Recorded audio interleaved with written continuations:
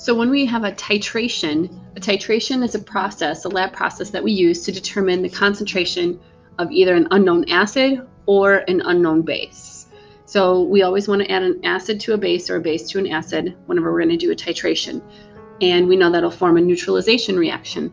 And so one of the acids we have to know, or one of the acids or bases, we have to know what the concentration is. And then the other one is an unknown concentration. And so we do a titration to determine what the unknown concentration is. And we have a formula that can be used. We have capital M, which we know stands for molarity, and the A stands for the acid. And then we have V, which stands for volume, and that's the volume of the acid. So the molarity of the acid times the volume of the acid equals the molarity of the base times the volume of the base. So if we look at an example where we would use this type of formula. So it says if it takes 150 milliliters of 1 molar, so this is our concentration, and this is our volume, of HCl, so we would identify that as an acid since it has the H right there, to titrate 50 milliliters, so here's another volume, of NaOH. So we know this is going to be the base because of the OH. What is our concentration of our base? So we look at our formula, Ma times Va equals Mb times Vb. So our molarity of our acid was 1 molar. The volume of acid is 150 milliliters. The molarity of the base is what we're trying to find. So that's our unknown. We don't know what the concentration of the base is. And then we know the volume of the base is 50 milliliters. So then we plug in each of our numbers, Ma times Va equals Mb times Vb, and we do our algebra, and we end up with a molarity of 3.0. So that would be the concentration of our base. So this question says, what is the molarity of 25 milliliters of HCl if it was titrated with 40 milliliters of 1.25 molar NaOH? So try to pause the video for a second and see if you can determine what the concentration of HCl would be. Pause it right now. Find your concentration.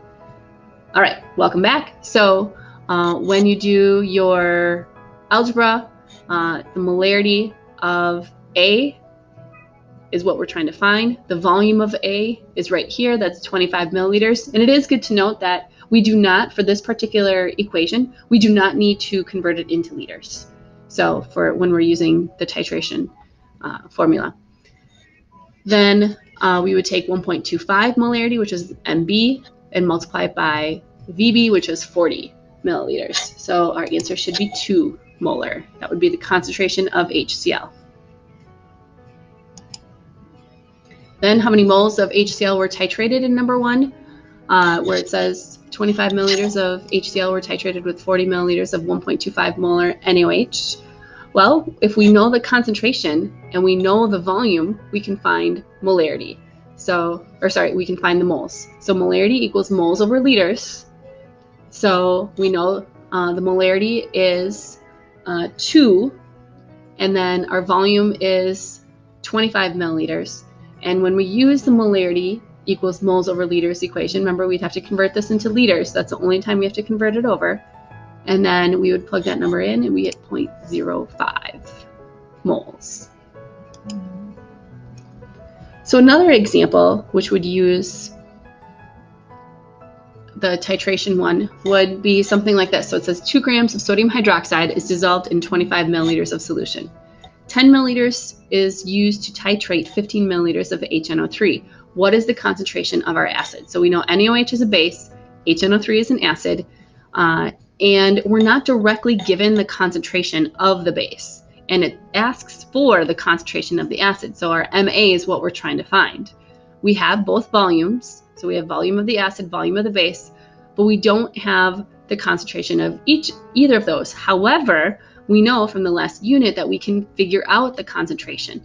So we need to calculate the molarity of the base first, because we have the grams of base and we know also the volume of the base was 25 milliliters of solution. So this is based on our last unit of taking molarity equals moles over liters. So if we do that first, the molarity of the base equals moles of the base divided by liters of the base. So our molarity is going to be or molarity is what we're trying to find. Our moles is equal to 2 grams. That's what we were given, divided by 40 grams. This 40 grams came right from the periodic table, so we're converting that into moles.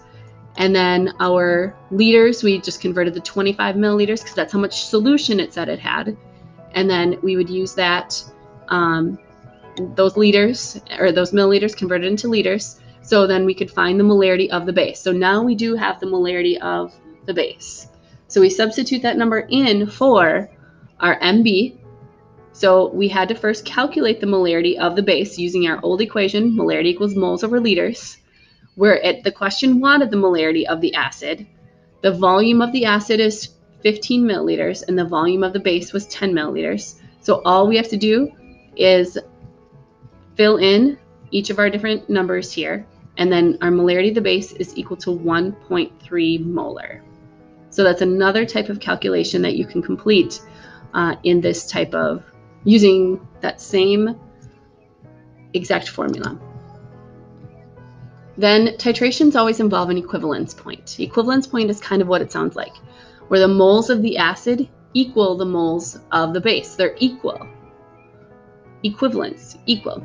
So it's going to tell you when you're done titrating, because when you do, we said titration is a lab procedure. So you need to know, well, when am I done doing this titration? Well, you know you're done when you've hit what's called the equivalence point. And so we can also use the equivalence point to determine the moles of an acid or base that we had. So because if you know the acid, then that's going to be equal to the base. So if you have 5 moles of acid, that means you had 5 moles of base if they're at the equivalence point, since they are equal at an equivalence point. So if you have 2 moles of base, that means you have 2 moles of acid if you're at the equivalence point. So how would we go about doing a titration?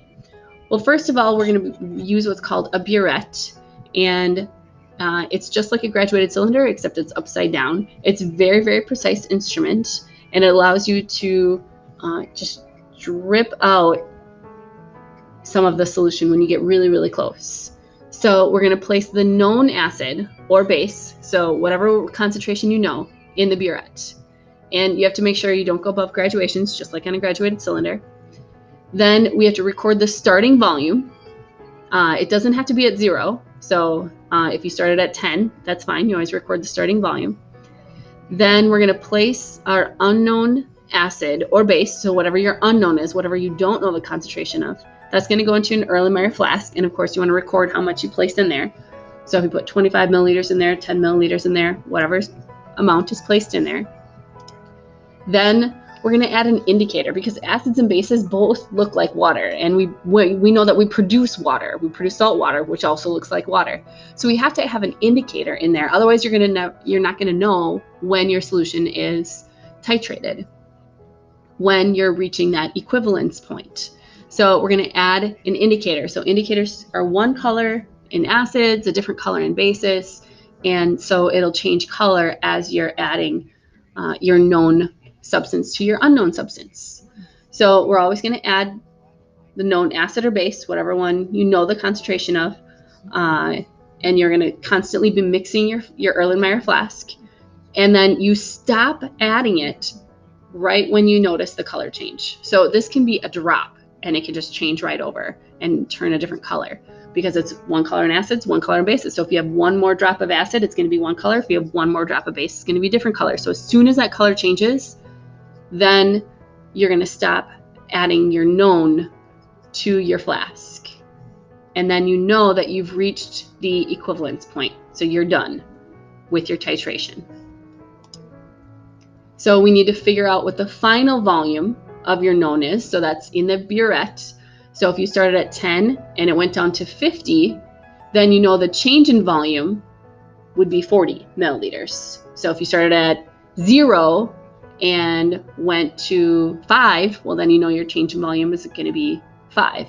So you need to know how much you actually put in. So that's why it doesn't matter if you start your known at 0, or if you started at 20, or if you started at 5. We only need to know the difference that you took out of your burette. And then what you would do is you would empty your flask out, rinse it out completely, and repeat the whole thing 2 more times.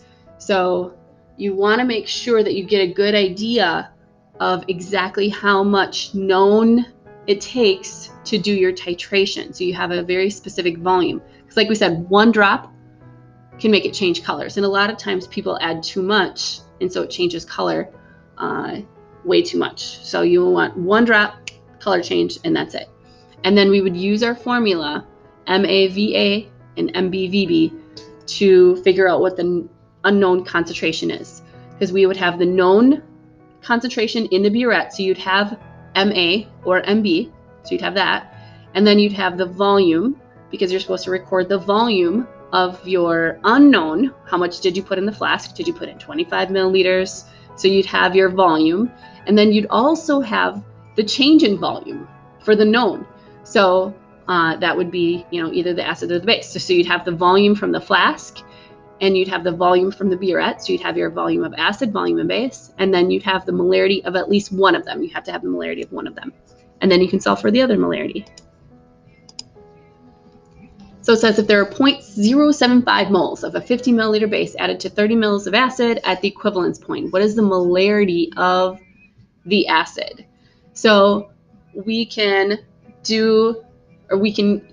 use the molarity equals moles over liters for this particular problem, because we were given moles. Even though it's moles of base, we know if it's at the equivalence point, the moles of base equal the moles of acid. So if we want the molarity of the acid, molarity equals moles over liters. And so the moles of the base equal the moles of the acid at the equivalence point. So we take 0.075 moles divided by 0.03 liters. And that would give us a molarity of 2.5. So we don't even need the 50 milliliters of base at all.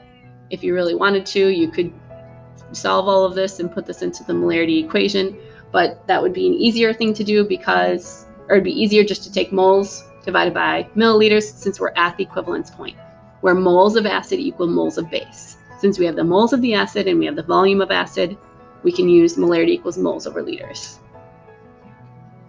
And then if we want to know how many moles of base were added at the equivalence point, if 10 milliliters of 0.5 molar HCl was added. So if we're at the equivalence point, once again, the acid and the base are going to be equal as far as moles are concerned. So if we have 0.05 molar, that's our concentration, and concentration equals